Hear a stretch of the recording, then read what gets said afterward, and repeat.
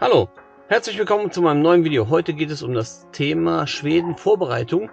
Wie ihr wisst, haben wir ja schon im Anfang des Jahres unsere Grobplanung gemacht, wo Italien und Schweden und hat man nicht gesehen auf dem Plan stand. Jetzt geht es aber tatsächlich an die Vorbereitung für Schweden, was man alles beachten muss in Schweden.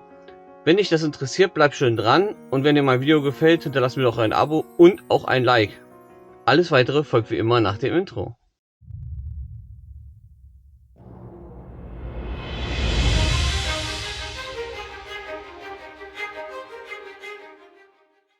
Hi, ich bin der Markus und ich möchte dir heute erzählen, wie du unbeschwert nach Schweden kommst und auch unbeschwert in Schweden reisen kannst. Dieses Video ist in mehrere Kapitel unterteilt, so dass du dann zu deinen wichtigen Sprungmarken auch weiterspringen kannst.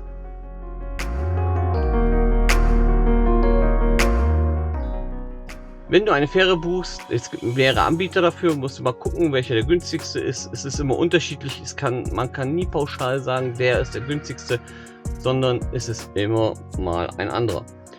Wenn du die Fähre buchst, wird auch gleich in dem Monat deine Kreditkarte belastet. Das solltest du wissen, falls du ein bisschen mit deinem Geld planen musst. Wenn du als Wohnmobilfahrer oder auch als Wohnwagenfahrer auf die Fähre drauf fahren willst, musst du eine gewisse paar Sachen einhalten. Und zwar, es gibt ein sogenanntes Blatt. Ich halte es mal kurz in die Kamera. Ich lese es auch mal kurz vor. Camper-Sicherheitsinformation. Während der Überfahrt ist es strikt verboten, sich auf dem Wagendeck in ihrem Wohnwagen, Wohnmobil oder Karawan aufzuhalten. Aus diesem Grund bleiben die Wagendecks während der gesamten Überfahrt verschlossen. Rauchen und offenes Feuer sind auf dem Wagendeck ebenfalls strikt verboten, auch im Wohnmobil, Karawan oder sonstigen Fahrzeug. Aus diesem Grund muss das Hauptventil von Gasflaschen für Kocher und Kühlschränke von innen vor der Überfahrt geschlossen werden. Das Abteil, in dem sich die Gasflaschen befinden, darf nicht verschlossen und muss zugänglich sein. Bitte legen Sie anschließend dieses Informationsblatt hinter die Windschutzscheibe, sodass es von außen gut sichtbar ist. Bitte halten Sie diese Sicherheitsbestimmungen ein zu Ihrer eigenen Sicherheit und zu Ihrer Mitreisenden. Wir wünschen Ihnen eine angenehme Reise mit der TT-Line. Ja, also was heißt das im Großen und Ganzen? Das heißt, bevor du auf die Fähre drauf fahren kannst, musst du dein Hauptventil schließen, deine Gasflasche schließen. Jetzt sind unsere Gasflaschen von draußen zugänglich nur. Und da heißt es ja auch in dieser Sicherheitsbestimmung oder Sicherheitsinformation, dass du das von außen zugänglich machen musst, beziehungsweise nicht von außen zugänglich, es darf nicht abgeschlossen sein. Das muss ich überlegen, wie ich das noch umsetze, weil bei mir kann ich nur den Schlüssel, glaube ich, rausziehen, wenn das Schloss zu ist. Was ihr bedenken solltet, die Überfahrt dauert ca. 8 Stunden plus drauffahren plus runterfahren. Ja, ich denke mal, so bist du bei zwischen 9 und 10 Stunden irgendwo. In der Zeit funktioniert halt dein Kühlschrank nicht. Du solltest also zusehen, dass du, wenn du Sachen, die du gefrieren willst, du solltest überlegen, was du alles mitnimmst, weil leicht verderbliche Sachen können natürlich, wenn der Kühlschrank nicht funktioniert, ja, verderben. Was noch hinzukommt ist, wenn es kalt ist, funktioniert natürlich auch deine Heizung nicht ohne Gas. Also zumindest bei uns. Ich weiß nicht, wie das bei anderen Fahrzeugen ist oder bei euch in den Fahrzeugen. Bei uns ist das auf jeden Fall so. Solltest du im Hinterkopf behalten, dass du vielleicht vorher ein bisschen wärmer machst in deinem Wohnmobil, so dass du dann wie so einen Wärmespeicher dir baust.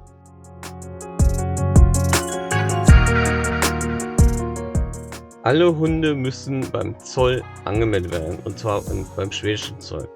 Das ist auch gar nicht so kompliziert. Das ist, man geht auf die Webseite, gibt dann dort halt seine Rasse ein, die Passnummer und die Chipnummer. Die Hunde müssen gechippt sein und wann das Einreisedatum ist. Dann kriegt ihr einen Zettel bzw. eine Nummer, die könnt ihr euch ausdrucken. Das sieht dann so aus, also völlig unspektakulär. Ich halte es ein bisschen näher, damit man es vielleicht ein bisschen erkennen kann. Und diese Nummer müsst ihr dann bei dem schwedischen Zollbeamten vorzeigen und dann werdet ihr einfach weitergelassen. Es ist egal, welche Hunderasse, wir haben nur einen Mops, also es ist jetzt kein Kampfhund, doch der kämpft immer mit der Müdigkeit. naja, okay.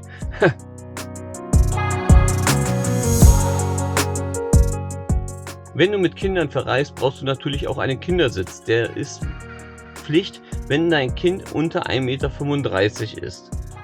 Da habe ich noch ein Kind, da haben wir ein Sitzkissen. Ich denke mal, das reicht. Ich bin mir nicht sicher, weil im Netz bzw. beim ARC steht, es muss ein Kindersitz geeigneter für die Person oder für das Kind sein, nach Größe und Gewicht. Das ist nichts Definiertes.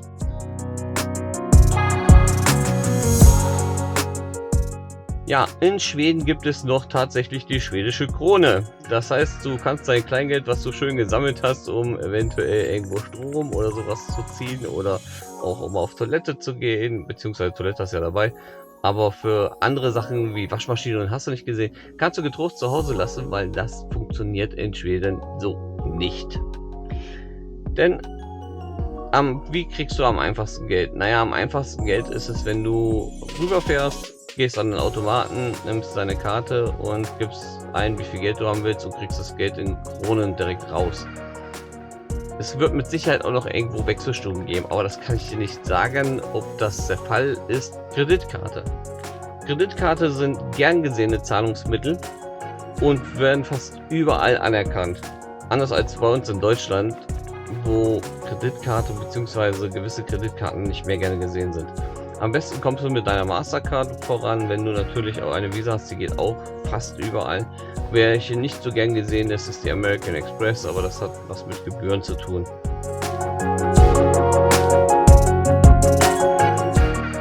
Geschwindigkeiten.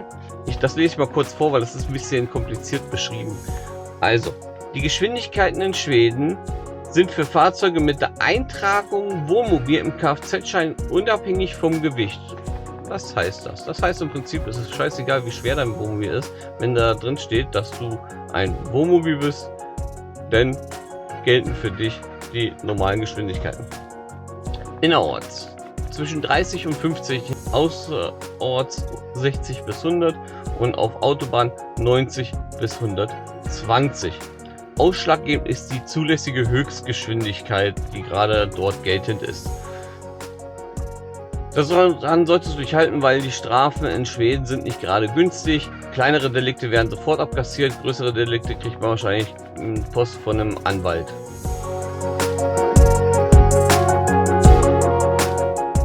Das Thema Gewicht ist in Schweden auch nicht ganz zu verkennen.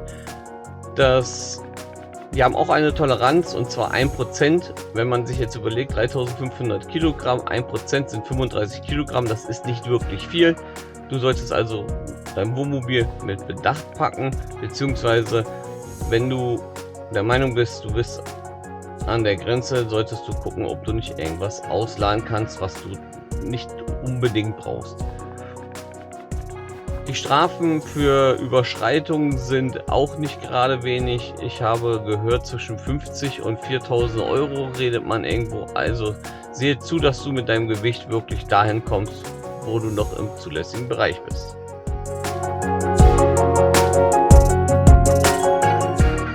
Warnwesten. Jeder Fahrzeuginsasse braucht eine Warnweste, wo du bei einer Panne oder auch bei einem Unfall und das Fahrzeug verlassen musst, die anziehen können. Diese Warnwesten sind nicht vorgeschrieben, wie die auszusehen haben, was definitiv der Fall ist. Ich habe mal hier so eine geholt, beziehungsweise das ist jetzt von einer der Tochter, da steht zwar hinten Verkehrsfach drauf, aber das ist relativ unspektakulär. Wichtig ist, dass diese Reflektoren dran sind, so dass du auch erkannt wirst. Die kann in Orange sein, die kann in in diesem Neongelb sein, die kann auch grün sein. Das ist völlig egal. Wichtig ist, du hast für jeden Insasse einen dabei. Das heißt, wenn du mit 5 fährst, brauchst du 5-mal so Warnwesten. Fährst du mit 2 Personen, egal, auch wenn es 5 zugelassen ist, brauchst du nur 2 Warnwesten. Es geht immer um die Personenzahl, die im Fahrzeug sich befindet.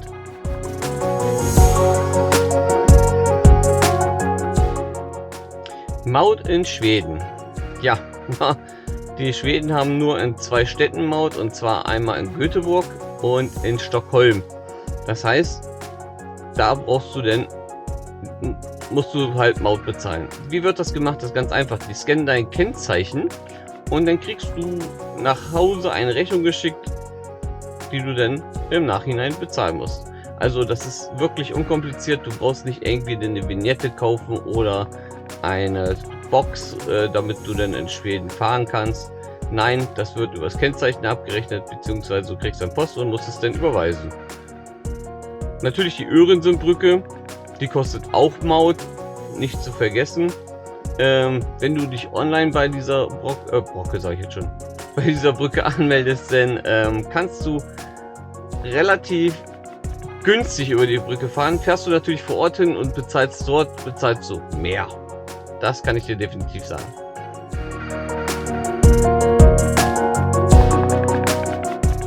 Ja, das sind so unsere ganzen Überlegungen gewesen, die wir gemacht haben zu Schweden, beziehungsweise ich mir gemacht habe. Meine Frau kümmert sich um alles andere, wie zum Beispiel, welche Sachen müssen mitgenommen werden, was wollen wir mitnehmen und so weiter und so fort. Ich kümmere mich um die ganzen Vorbereitungssachen und natürlich um das ganze technische Zeug. Ich bin jetzt nicht am Ende, sondern ich bin jetzt zum Schluss gekommen. Und ich wünsche dir noch einen schönen Sonntag und wir sehen uns nächste Woche wieder.